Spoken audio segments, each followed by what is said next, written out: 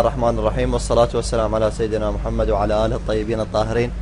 أرحب بكم في الدرس الثاني من كورس احتراف فن الاستوديوهات. الدرس الأول مثل ما شفتوا أنه إحنا حكينا عن قطع الصورة عن الخلفية أو عن الباك جراوند. بهذا الدرس راح نتكلم أيضا عن تجهيز الصورة، لأن إحنا بعدنا مراحل تجهيز الصورة للعمل. راح نحكي على تصحيح الإنارة مع تصحيح اللون للصورة حتى نهيئها للتصميم.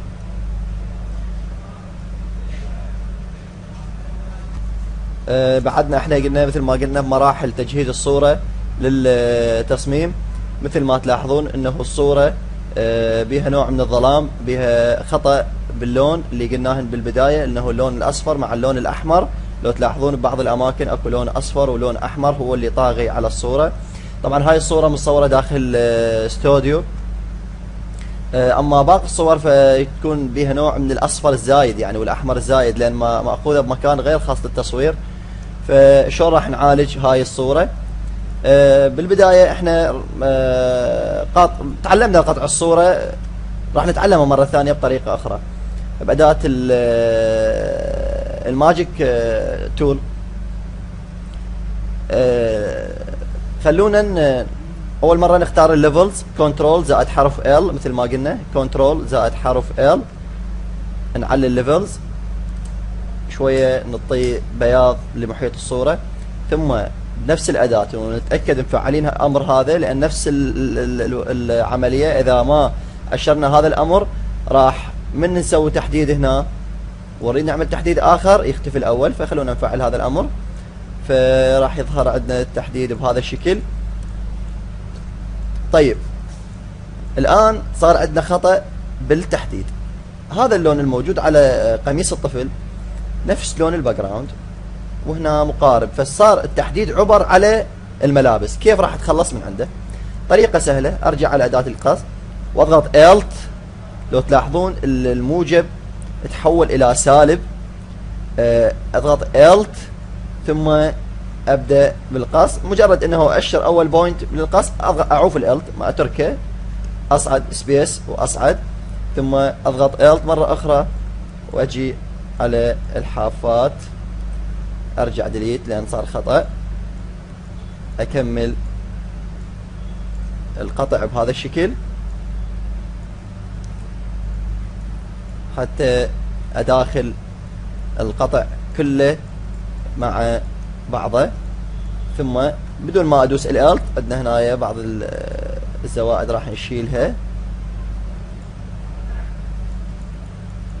بهذا الشكل بدون ما نضغط على الت. نجي على هاي المنطقة المقابلة، نضغط الت تحول المؤشر الى سالب، ثم نبدأ بالقطع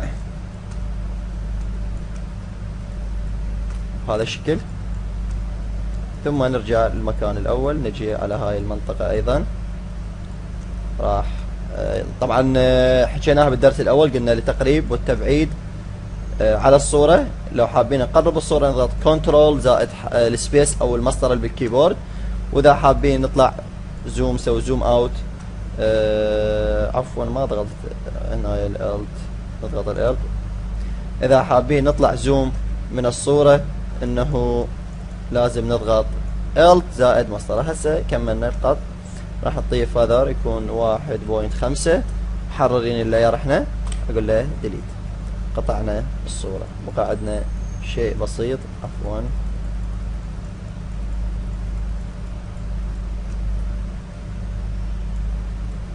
بعدنا شيء بسيط هنا لازم نتخلص من عنده. لازم يكون تركيزك عالي على مود ماكو اي شغلة تعبر لازم نقصها. نجي لهنا همين اكو شوية باقي من الباك جراوند نقول له ديليت. الان بعد ما جهزنا الصورة هسه نعدل اللون.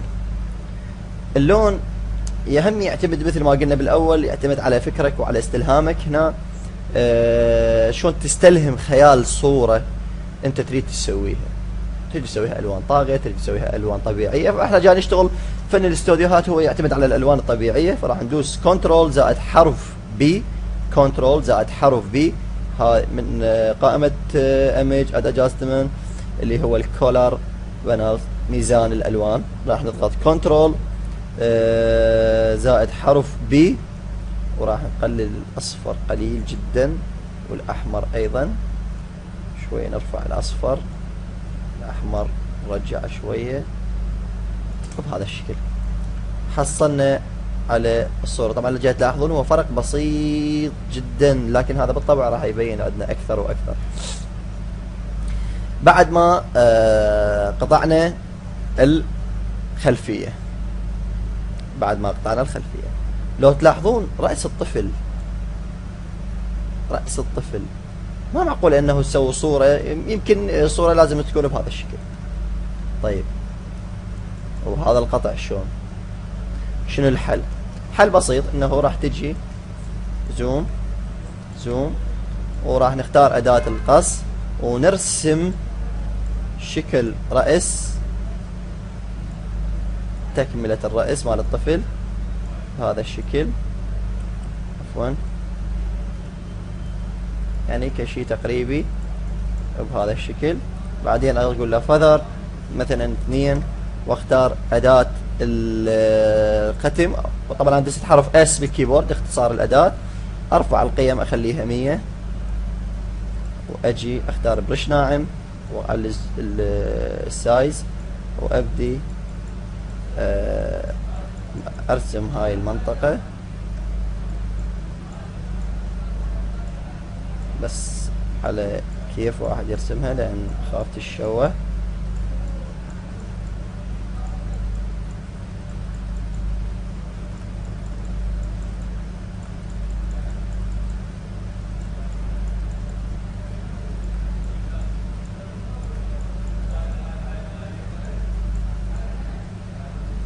هذا الشكل مثل ما جاي تلاحظون.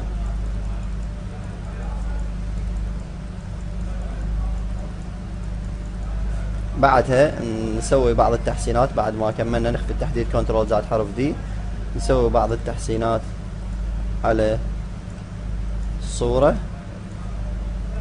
على هاي المنطقة، يعني بعض الواقعية نعطيها بهذا الشكل.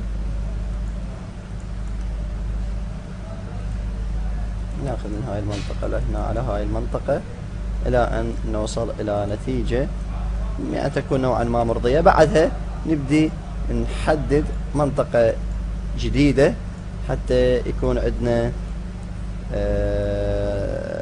توافق بالعمل، تنسيق، ما يكون عندنا اي نواقص به بهذا الشكل. ونقول له فذر 1، اوكي ديليت. صار رأس الطفل كامل. طبعا نقدر نعالج بها نفس الحالة الملابس او الاذن اذا طارت او اي منطقة تطير نقدر نعالجها بهاي الطريقة. كان هذا الدرس الثاني من تصحيح الالوان مع الانارة. ان شاء الله بالدرس القادم راح نتكلم على تصفية الوجه باستخدام